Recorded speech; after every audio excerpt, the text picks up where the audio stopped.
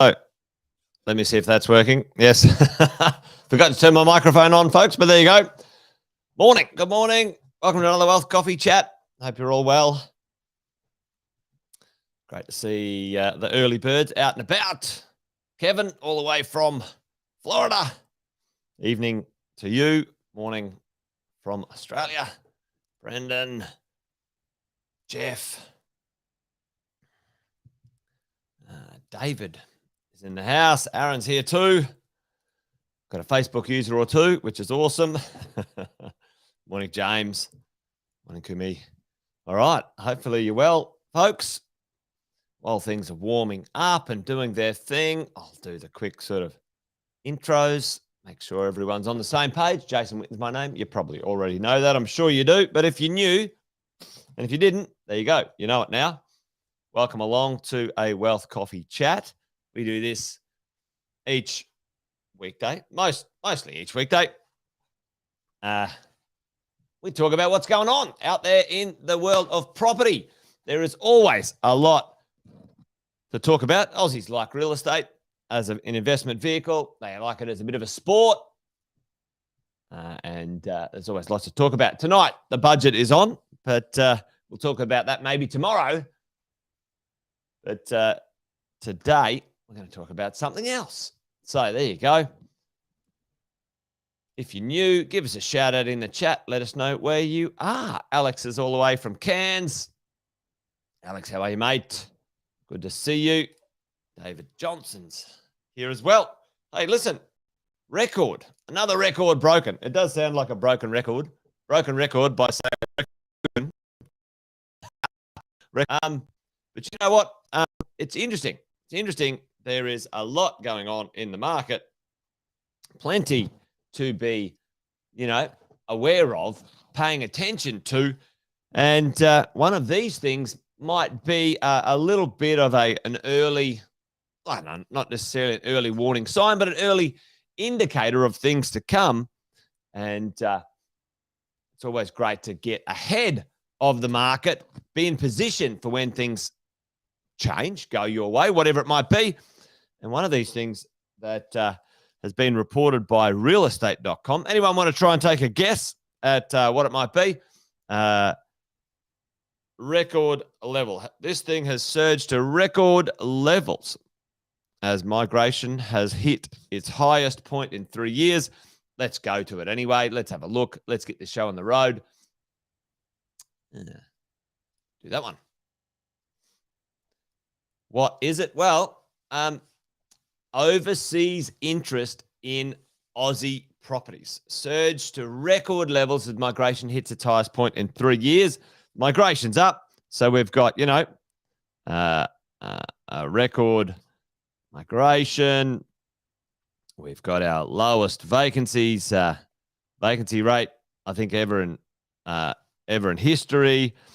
We've got crazy low supply, if not the lowest in over 20 years. I think it was over 15 years the other day for houses and over 20 years for apartments. We've got our lowest unemployment or highest employment, or so unemployment. And now we've got record levels of interest from overseas in Australian real estate, and the list would go on, folks. The list could go on. We could go continuous there. Record.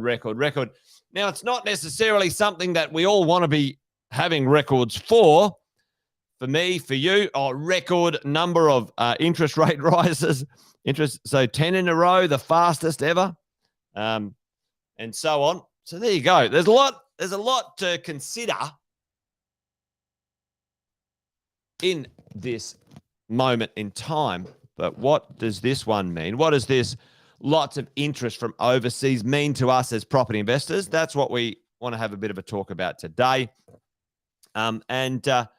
Interestingly, as we look at, some of the things, what are they looking for? There is still a lot of interest in buying and still a lot of interest in renting as we move into this next phase of the Aussie property market. I was going to say, all right, well, I'm going to give you a little name the top 5. There it is. Get involved. Get your thumbs ready in the chat. Name the top 5 countries. Top 5 countries of interest or inquiry for Australian real estate, folks. What are the top 5 countries, according to realestate.com, that are searching and looking at and for real estate in Australia? What do you guys think? Who would, and name them in order if you think you might give it a whirl. And if it's a bit hard, name the top 2 or 3. Top 5's plenty. It could take you a while. In the past, traditionally, someone's saying, okay, India, England, and China. Yep, they are definitely in the top 3. There's 2 in there that surprised me. Not necessarily surprised me, but one of them surprised me. One's fairly China, NZ, and India. There you go. Yep, China, Singapore. Yep, let's do it. Let's have a look. All right, here we go. So up the top here, we've got the UK. Now, I don't know if this is in volume over here, but we've got the UK. So England. Did anyone get England there? Yeah, boom. We've got the Kiwis, NZ. We've got the US. That one surprised me. I don't know about you. That one surprised me. People wanted to move from the States, but fair enough. Australia is not a bad place to live. And down here, we've got Singapore, we've got China, and we've got India. So that was the top 6. I should have said the top 6, but I said the top 5. But anyway, there you go, folks. Lots of inquiries from people looking to move to Australia. We all know because we're paying attention. We're paying attention, aren't we, when it comes to the world of property, that when a lot of people want to move here and we've got low supply and low vacancy, that's pretty good for us. What is driving? Let me say this. There's two things driving these inquiries right now. And a couple of things we can do to take advantage of it. All right. Take advantage of it. Be on the right side of the ledger. Be prepared. Be ready. What are 2 main things right now driving this immigration? And what are the 2 kind of activities, things that people are coming to the country for? And we're going to talk about where they're going or where they're looking in a second. All right. So 2 major things that most of these people are looking to do, and it's probably pretty obvious to be frank, but two things. Number one, they're coming for jobs. There's a lot of work in Australia. I said the other day I popped over to WA and hung out with a few buddies of mine in the mining industry, and wow, that place was pumping. Has anyone ever been to, the Perth airport in the Qantas terminal first thing in the morning? The FIFO workers, unbelievable. The place was chockers. And they were saying, listen, we just can't get enough people. We can't get enough skilled people to do the work. There's so much work going on. So jobs. Australia's got jobs. So many jobs available. We've got our lowest unemployment ever. I think our highest ever participation rate ever. That's great news for people who want to work. That's great news for the country. It's great news for us as property owners and investors. And the other one, this one here, the other thing, students. Lots of students. Heaps of students, okay? Massive amounts of students coming back to the country. And they're pretty keen to study in Australia. Right. What's the number one? Let's talk about this. What's the number one? There are two cities that rule them all when it comes to overseas landings where these searches are happening. And we've talked about this before, so we're probably going to give away the answer. But hey, what's the number one? Put number one and number two cities. Number one city search. Number one searched city across all of these except for one. Okay, the New Zealanders, let's say this. What's the number one search city for everyone except for the New Zealanders? And what's the New Zealanders' number one search city? Folks, tell me in the chat. What do you reckon? The first one should be a no-brainer. Most of you should know this. What's the number one searched city in Australia for overseas searches? It's a bit of a tongue twister, isn't it? And once you've got that one, or once you think you got that one, David's on it. Boom, Melbourne. You're dead right, David. Melbourne's the most populous city. And for majority reasons, it's Melbourne, then it's Sydney. Allison, so you got number one, which is Melbourne, number two, which is Sydney. All right, here's the trick question. Where do the Kiwis like to go? Sydney for the Kiwis, David? Oh, no, not Sydney, according to realestate.com anyway, realestate.com. Where are the Kiwis searching? Maybe they're moving to different places, but according to realestate.com, the search, thinking. Boom, NZ is on the Gold Coast. Yes. Who's that? Who was Perth? It's not a bad idea, actually, James. I think the Kiwis like the sun, huh? A lot of the Kiwis like to move to somewhere where it's sunny and got the beach and so on. Anyway, I'm the opposite. I want to move from the Gold Coast and I want to go live in Queenstown. But there you go. Check this out. We've got Melbourne. We've got Melbourne. The United States like Sydney. So Sydney gets a little win here as we go. And then you see Sydney number two, Sydney number two, Sydney number two. The UK, got Perth in there in number three. So very interesting as you go. So there, and here we go. Hong Kong or got Melbourne. And here it is that New Zealanders like the Gold Coast, then Melbourne, then Brisbane. Interestingly enough. There you go. And Singapore, Melbourne, Sydney. Makes sense, doesn't it? It does make sense that, the bigger cities get a lot of the attention on the way into the country. And, we've had this chat before where once somebody lands in the country, internal migration, Queensland gets the win. Queensland gets the major win and has done for decades now. So Brisbane, Sydney, Melbourne fill up, and then Sydney and Melbourne spill out. Mostly Sydney to the Gold Coast, Brisbane, and whatever. And there's lots and lots of increases in what's going on with what are they searching for? Rents up, rents. So what's the go? What can we take away from this as property investors? I think they do get sick of the cold.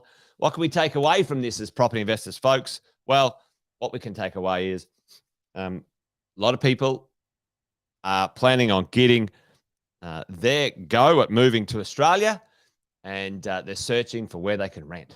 Right now, both you and I know that there's not a lot to rent in Oz right now, and it's pretty competitive, and the rents are going up.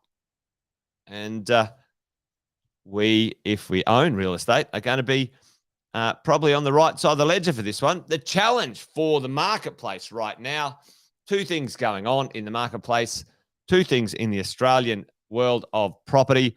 Number one, this build to rent world, right, is removing free market. It's removing free market product or free market rents from the marketplace. So this developer here was going to build something, maybe an office tower, maybe some residential properties with an office tower, and they've basically said, nah, we're not going to do that at all. We're just going to build to rent. Build to rent means it's renters only in the building, and that is a 20-year plan for that building. So the supply there is being removed out of the free market. You and I couldn't buy it. An owner-occupier couldn't buy it, et cetera, et cetera. And it's not coming to market. And what else is going on that's going to slow down these issues or slow down the marketplace? And that is certainly we have problems with delivery.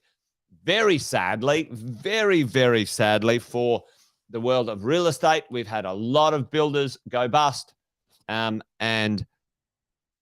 This year, I think there will be a few more. You need to know what builders are where if you're going to be purchasing. You know, on the flip side, that shortens supply. And if you've got the right type of real estate being delivered for you as an investor, then you'll be in the driver's seat with values and rentals. So what's the takeaway, folks? The takeaway is this. The next 12 to 18 months, I think, and we can see with the stats, let's go to this one. Let's go here. We can see the stats that the rents are certainly still improving. They're still going up in a direction. The average weekly rent. How about this? Check this out. In 2020, there you go, 2020, that the house rent, I mean, it was at $550 something, but it dropped down a little bit, right? Average house rent, $530, and in a 3-year period, you know, gone up to $759. And I think it will still increase. I think it'll slow down because people don't have endless wage stretch. So we've got to watch where we purchase our properties if we want our rents to grow, you know, and and the units as well have had some pretty significant uplift in their market values, rent values and market values. Anyway, there you go, folks. What is the takeaway for us as investors? There's a lot of people just arrived in the past 12, 18 months that there will be a continuous population improvement, immigration in the next foreseeable future. And for you and me, if we can navigate with our financials and our funding and our strategy, we're going to be, I think, quite well rewarded if we buy the right type of property in the right spot. So there you go. Anyway, that's it. Wealth Coffee Chat done and dusted for today, folks. Thanks for joining me, as always. If there's something that you want me to have a chat about, leave me a little note in the comments, in the chat. I'll catch up, always read them afterwards and see what I can put together. But remember, there's a couple of sayings around here. You guys know the drill. Buy well, don't sell. This thing's a marathon, not a sprint. It takes time. Buy a good property and keep the damn thing. All right.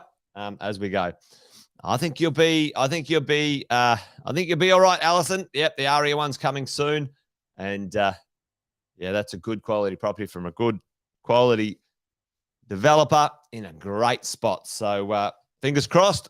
I think you'll be in the driver's seat on that one. Anyway, folks, done and dusted. Over and out for today. Join me for another one if you're up for it. tomorrow, round about 8:10. All right, that's it. I'm done. You guys take care. Have a great day. Bye for now.